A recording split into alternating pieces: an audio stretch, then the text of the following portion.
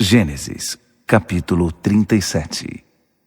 Nessa mesma época, Jacó se estabeleceu na terra de Canaã, onde seu pai tinha vivido. Essa foi a história de Jacó. Entretanto, ela continua com José, na época com 17 anos de idade, que ajudava seus irmãos no pastoreio dos rebanhos. Na verdade, seus irmãos apenas por parte de pai, filhos de Bila e Zilpa, esposas de Jacó. E José tinha o hábito de contar ao pai tudo o que os irmãos faziam de errado. Israel amava José mais que os outros filhos, porque José era o filho temporão, nascido quando Israel já era velho. Ele mandou fazer para José uma capa bordada. Quando seus irmãos perceberam que José era o filho predileto de seu pai, começaram a odiá-lo. Esse ódio chegou a ponto de nem mesmo conversarem mais com ele. Certo dia, José teve um sonho. Quando o contou aos irmãos, eles passaram a odiá-lo ainda mais.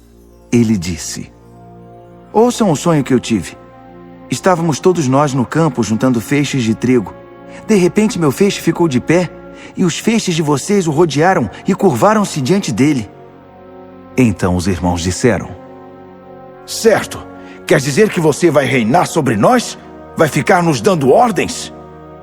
O sonho que ele contou e a maneira em que o contou os deixaram enfurecidos. Ele teve outro sonho e também o contou aos irmãos. "Tive outro sonho. O sol, a lua e 11 estrelas curvavam-se diante de mim." Ele também contou o sonho a seu pai e este o repreendeu. "Que sonhos são esses? Por acaso eu, sua mãe e seus irmãos iremos um dia nos curvar diante de você?" A essa altura, seus irmãos estavam tomados de ciúme, mas seu pai refletia sobre o assunto. Os irmãos de José haviam ido para Siquém, onde cuidavam dos rebanhos do pai. Israel disse a José: "Seus irmãos estão com os rebanhos lá em Siquém. Preciso que você vá até onde eles estão." José respondeu: "Sim, estou pronto." Jacó disse: "Vá ver como estão seus irmãos e os rebanhos. Depois venha me contar." E enviou o filho do vale de Hebrom a Siquém.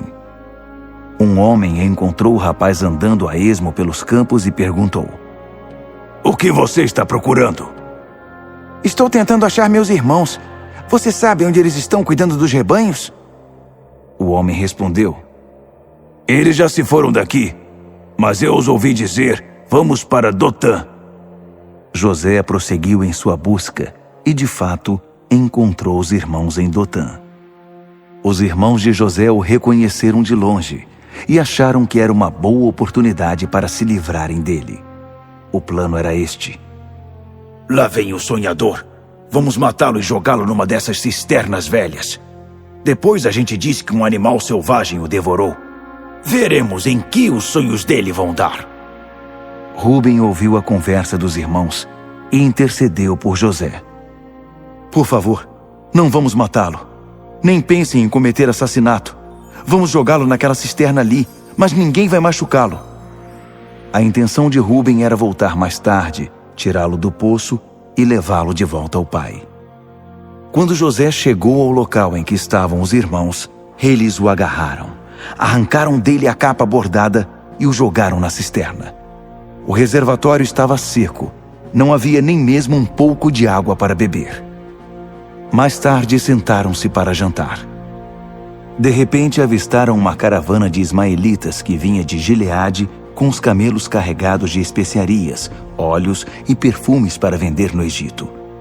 Judá sugeriu: "Irmãos, o que vamos ganhar se matarmos nosso irmão e ocultarmos as provas? Vamos vendê-lo para os ismaelitas em vez de matá-lo.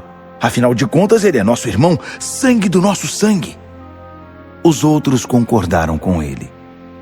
Na hora em que os comerciantes estavam passando, José foi tirado da cisterna e seus irmãos o venderam por 20 peças de prata aos ismaelitas. Os compradores levaram José para o Egito. Mais tarde, Rúben foi procurar José na cisterna, mas ele não estava lá. Então rasgou as roupas em sinal de desespero e interrogou os irmãos: O menino não está mais lá! O que vou fazer? Eles pegaram a capa de José, mataram um bode e mergulharam a capa no sangue. Levaram de volta a bela peça de roupa ao pai e disseram: Achamos isto! Olhe para ela! Não parece a capa de seu filho? Na mesma hora, ele a reconheceu. A capa de meu filho! Um animal selvagem o atacou e o despedaçou!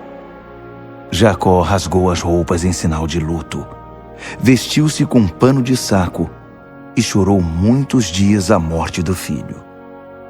Os outros filhos e filhas tentavam consolá-lo, mas ele não queria ouvir ninguém.